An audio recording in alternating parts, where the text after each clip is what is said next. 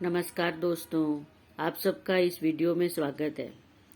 आप सबको पता है कि पेट और खाना एक दूसरे से बहुत ज़्यादा जुड़े हुए चीज़ें हैं।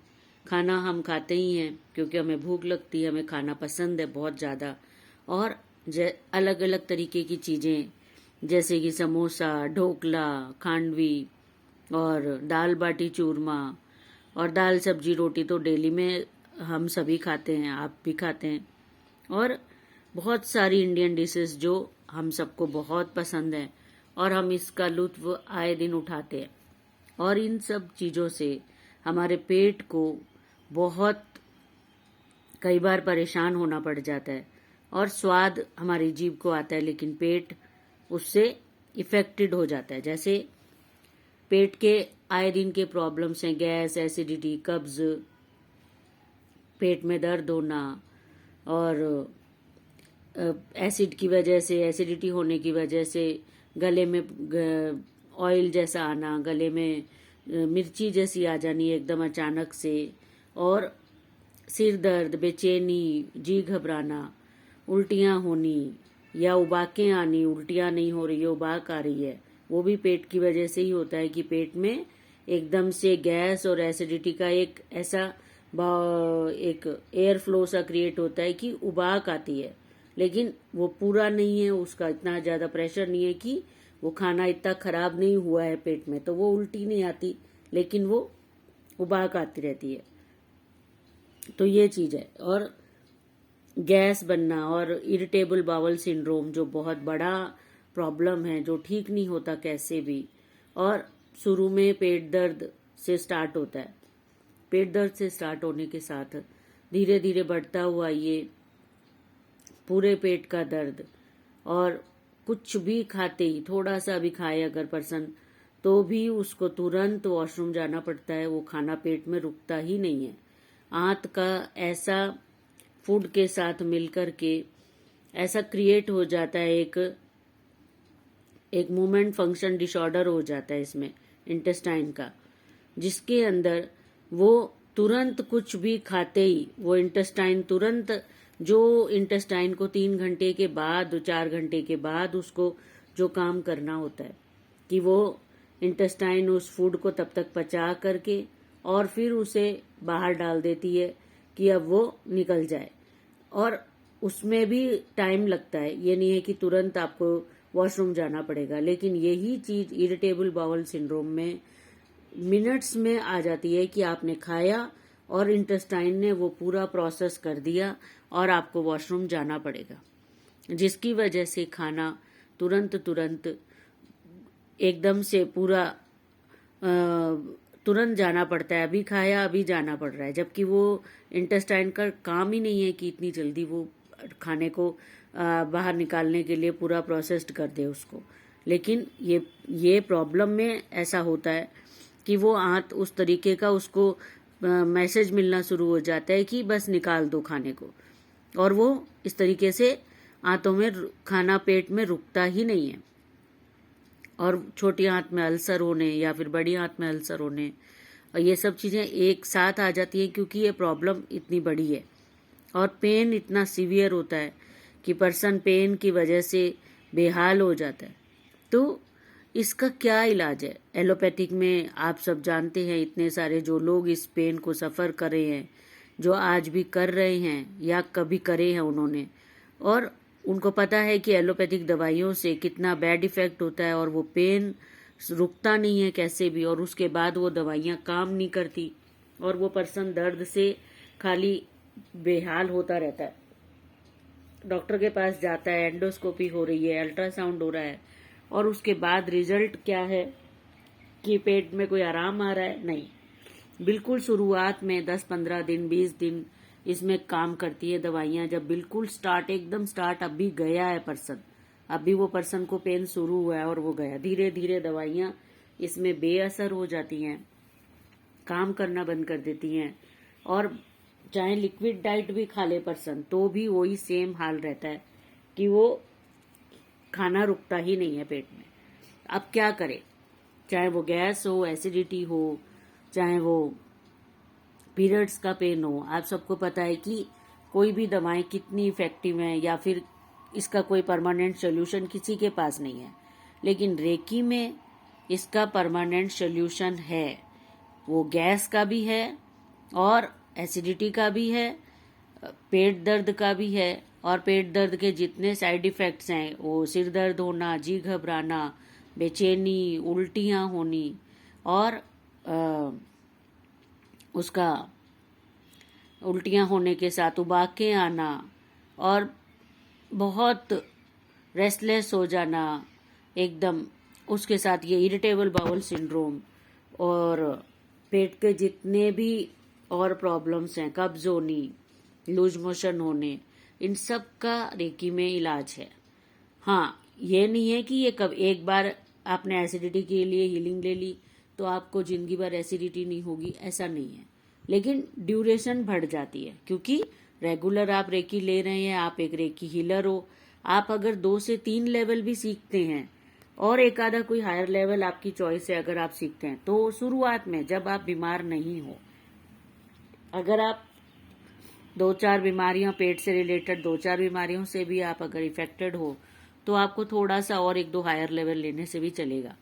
लेकिन शुरुआत में आप 2 से 3 लेवल लेते हैं और रेगुलर हीलिंग करते हैं तो धीरे धीरे छोटी छोटी प्रॉब्लम, गैस बननी, एसिडिटी होनी, जी घबराना, बेचैनी होनी, नींद नहीं आनी, इन सब में आपको आराम आता जाता है।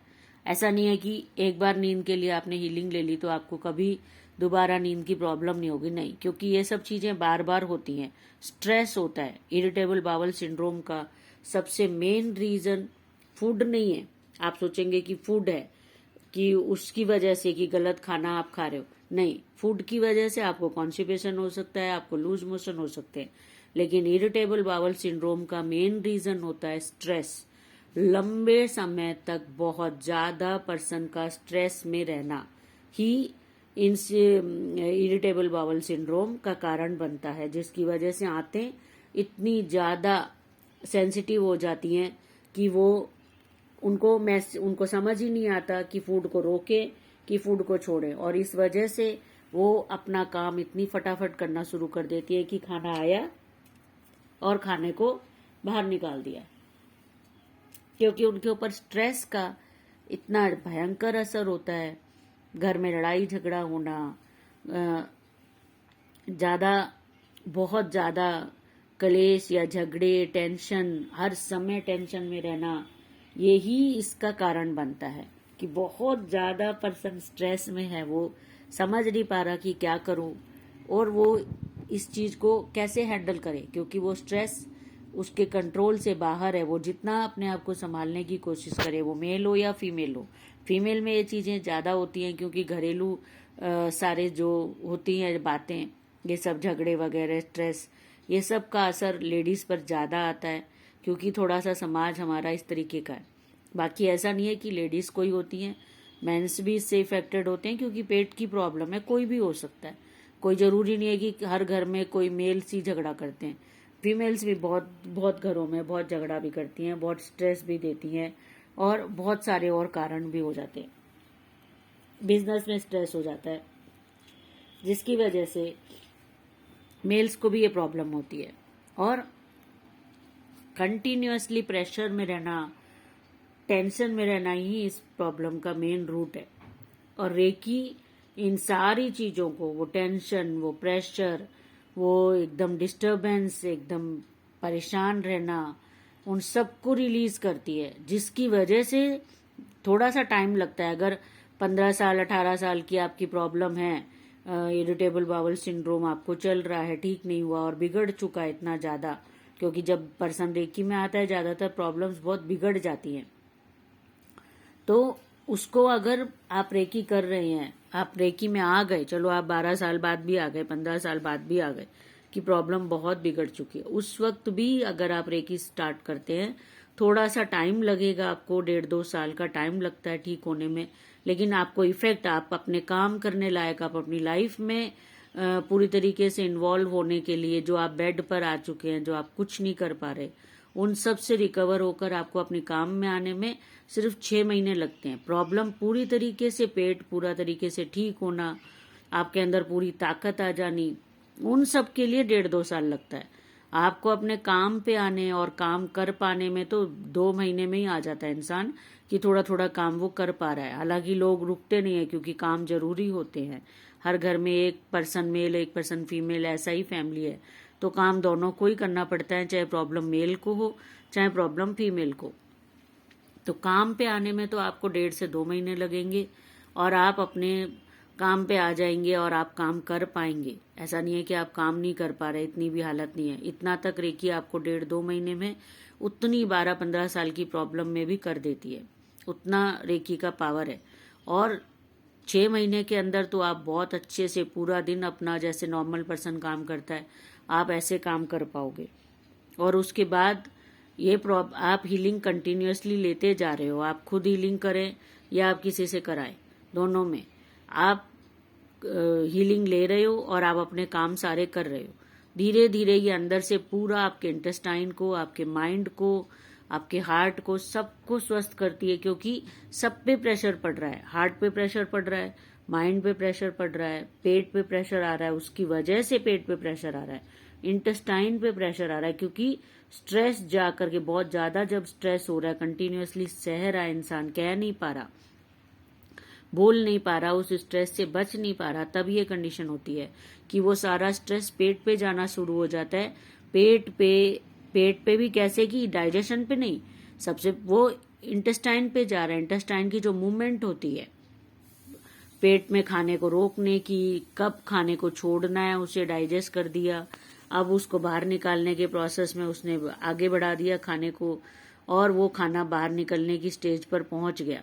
ये सब काम जो इंटेस्टाइन के होते हैं उसका जो फंक्शन होता है इंटेस्टाइन का मूवमेंट, उस पे चला जाता है सारा स्ट्रेस और वो मूवमेंट डिस्टर्ब हो जाती है और वो इंसान समझ ही नहीं पाता कि करें क्या, और इंटेस्टाइन समझ नहीं पाती कि क्या करे, क्योंकि वो फंक्शन पे सारा इफेक्ट आ चुका है। वो उसका वाइब्रेशन लूज कर चुकी है अपना इंटेस्टाइन। उसको टाइमिंग में उसकी कंफ्यूजन आ जाती है कि खाने को रोकना कब है, खाने को जाने कब देना है, और उसका नतीजा धीरे धीरे ये होता है कि या तो कब्ज होती है और या फिर लूज मोशन होते हैं, फिर कब्ज होती है, फिर लूज मोशन होते हैं। ये इंटेस्टाइन का काम शुरू हो जाता है।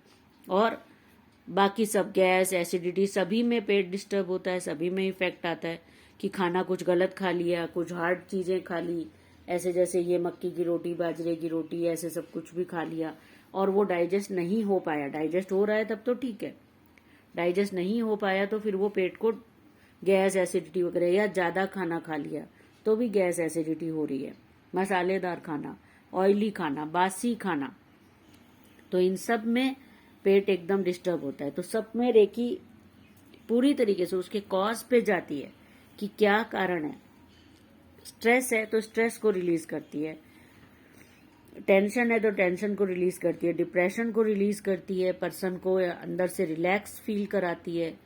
सो नहीं पा रहा पर्सन तो उसे नींद आना शुरू हो जाती है, और इन सब से और पेट पर भी काम करती है। तो मल्टीपल काम करती है रेकी, एक एक हीलिंग आपकी मल्टीपल जाकर के बॉडी में अलग अलग पार्ट्स पर जाकर के काम करती है। और रेकी से पर्सन को अंदर से, क्योंकि उसका कोई साइड इफेक्ट नहीं हो रहा, उसे खाली गुड इफेक्ट्स आ रहे हैं, पॉजिटिविटी आ रही है बॉडी में, हर तरीके की पॉजिटिविटी, खाने से पॉजिटिविटी, थॉट्स में पॉजिटिविटी, माइंड में पॉजिटिव, नींद में रिलैक्सेशन आ रहा है उसे। चाहे घर के हालात नहीं बदल रहे लेकिन पर्सन में रिलैक्सेशन आ जाता है। घर के हालात वैसे के वैसे हैं लेकिन पर्सन को उनसे डील करने की ताकत दे देती है, उसके डील करने के रास्ते दे देती है रेकी। तो ये रेकी के काम होते हैं। तो आप जरूर से ट्राई कीजिए और अपने आप को स्वस्थ कीजिए, क्योंकि इतने पेनफुल प्रॉब्लम से आप इतने लंबे टाइम तक अगर इफेक्टेड हैं तो जरूर से आप रेकी में आइए और अपने आप को पूरी तरीके से स्वस्थ कीजिए। Thank you friends.